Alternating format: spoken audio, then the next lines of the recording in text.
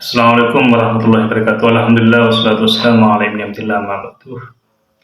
Para sahabat bisikan dari langit yang dirahmati oleh Allah Subhanahu wa taala, semoga tetap diberi limpahan rahmat oleh Allah Subhanahu wa taala hingga akhirul umur. Ada pertanyaan pada diri saya, kenapa Prabowo itu bisa menang dalam kontestasi Pilpres di 2024 ini? Saya akan menjawab mengenai pertanyaan hal tersebut. Pertama, kenapa Prabowo itu bisa menang dalam kontestasi Pilpres 2024 ini?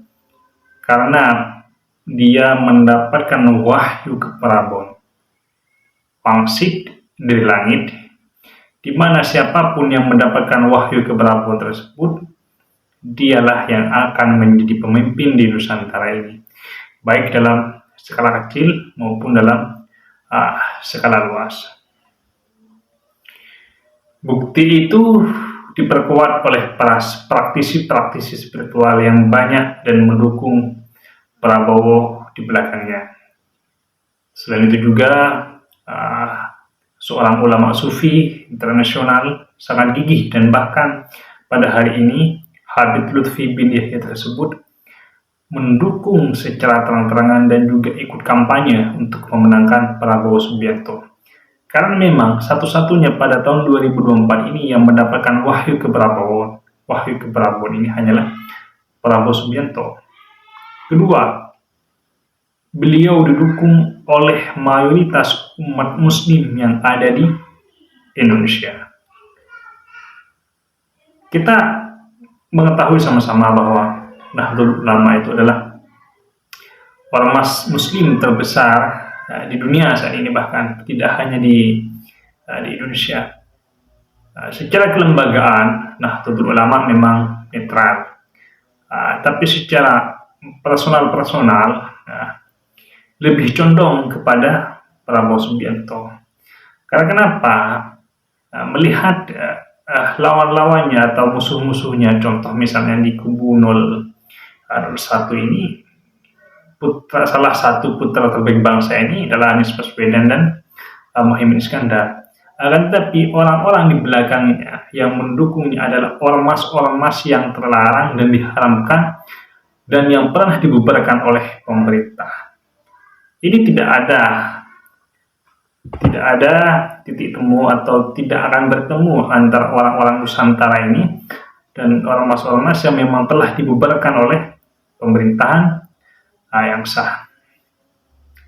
Kalau kita melihat dukungan bagaimana Prabowo Subianto ini mampu menangkan pertarungan ini adalah, kalau kita lihat dari organisasi pencaksilat, Prabowo ini saat ini telah memimpin 60 negara dan membawahi 60 negara Pancasila ini dipimpin oleh Prabowo Subianto. PSHT, Peganusa itu di bawah Prabowo Subianto, walaupun secara kelembagaan tidak mendukung Prabowo Subianto, akan tapi personalnya dan anggota-anggotanya lebih condong dan lebih banyak suka pada Prabowo Subianto. HKTI, Himpunan Kerukunan Tani Indonesia, yang pernah dipimpin oleh Prabowo Subianto, purnawirawan dan juga Suara Presiden Susilo Bambang Yudhoyono. Kita perlu ketahui bahwa Presiden Susilo Bambang Yudhoyono ini pernah menang 60% bersama wakil presidennya yaitu Budiono melawan Megawati Prabowo Subianto pada saat itu. Dan suara Susilo Bambang Yudhoyono itu ke Prabowo Subianto. Ditambah juga suaranya Insinyur Joko Widodo, yang sangat luar biasa, yang pernah mengalahkan Prabowo Subianto pada tahun 2014 dan tahun 2019. Ditambah suaranya Golkar yang saat ini menjadi partai nomor 2 terbesar kalau tidak salah. Ditambah juga suaranya Partai Demokrat, ditambah juga suaranya PAN, dan beberapa suara-suara yang lain seperti Partai Gelora, seperti Partai BBB. Ini sungguh suara yang tidak sedikit, sehingga apa yang telah ada di Rekon bahwa ada sekitar selisih 30% suara, Kalau 8%-nya itu sekitar 16 juta suara, maka tinggal hitung sendiri berapa banyak suaranya Prabowo Subianto itu melebihi suaranya Ganjar dan Anies Baswedan. Tidak bisa. Indonesia ini adalah negeri Nusantara di mana orang pemimpin, calon pemimpin yang diikuti oleh para sesepuh terdahulu atau diikuti oleh Yoni atau pulung-pulung yang ada di tanah Jawa ini, yang ada di Nusantara ini, maka dia akan layak untuk menjadi pemimpin negeri ini.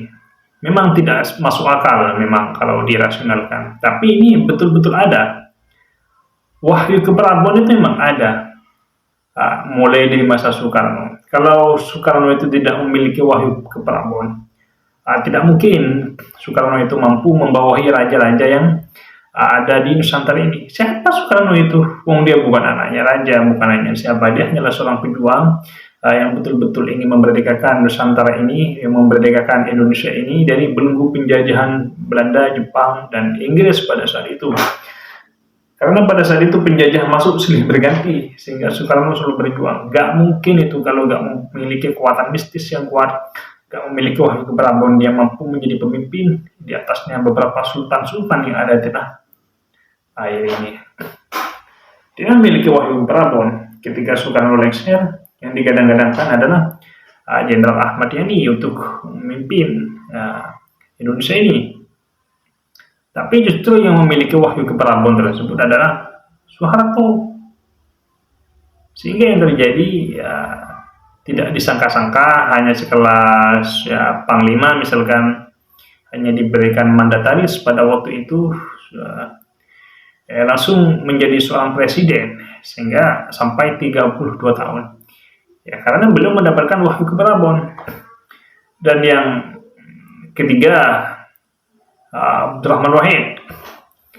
Abdurrahman Wahid ini adalah salah satu seorang presiden yang ada di Indonesia ini yang sukanya terhadap juga ziarah-ziarah kubur, sukanya ke makam para wali-wali, sehingga beliau ini selalu mendoakan orang-orang yang mati, dan sebaliknya pula orang-orang aulia, orang-orang yang telah mati juga mendoakan Gus Dur. Beliau juga mendapatkan wahyu keprabon walaupun tidak lama. Setelah itu Megawati Soekarno Putri menggantikan Abdurrahman Wahid, dan setelah itu Presiden Susilo Bambang Yudhoyono, karena memang secara logika kalau berbicara tentang senioritas, ya bukanlah SBY yang akan jadi presiden, tapi senior-seniornya seperti Wiranto, masih banyak juga senior-senior yang lain seperti Hendra Priyono, Luhut bin Sarpanjaitan, atau bahkan dia kalah lagi dan Megawati dia akan dikalahkan misalkan oleh Megawati. Tapi ternyata tidak, karena SBY lah yang mendapatkan wahyu keprabon pada saat itu, maka dialah yang jadi presiden. Ketika pemilu tahun 2014, Jokowi muncul, nggak tahu dari mana muncul, tapi dia telah menorehkan banyak prestasi-prestasi, menjadi wali kota terbaik, salah satu wali kota terbaik di dunia pada saat itu. Lalu dia ke Jakarta mampu memperbaiki sedikit banyak atau mengurangi banjir di sana. Sehingga ramalan banyak meramalkan Jokowi ini bahwa dialah yang akan jadi presiden. Karena Jokowi lah yang mendapatkan wahyu keprabon itu. Dan pada hari ini, tahun 2024 ini, kalau para praktisi melihat di antara ketiga tersebut, antara Anies Baswedan, Prabowo Subianto, dan Ganjar Pranowo, ya, memang Prabowo lah satu-satunya mendapatkan wahyu keprabon untuk melanjutkan kepemimpinan negeri ini, untuk mencapai negeri yang gemah ripah, tentrem kerto raharjo, gemah ripah loh jinawi tentrem kerto raharjo. Prabowo lah yang layak untuk menjadi presiden pada saat ini. Melihat dari track record pengalaman, beliau adalah seorang jenderal, pernah memimpin pasukan khusus, pernah memimpin pasukan yang sangat luar biasa, dan juga mendirikan partai yang saat ini partainya menjadi kekuatan 3 besar yang ada di negeri ini. Beliau juga banyak menyekolahkan anak-anak terbaik bangsa ini, dan mendirikan partai itu tidak mudah sehingga besar sampai saat ini. Mulai sejak tahun 2009 ke tahun 2024 ini Partai Gerindra ini selalu image-nya selalu naik terus, levelnya selalu naik.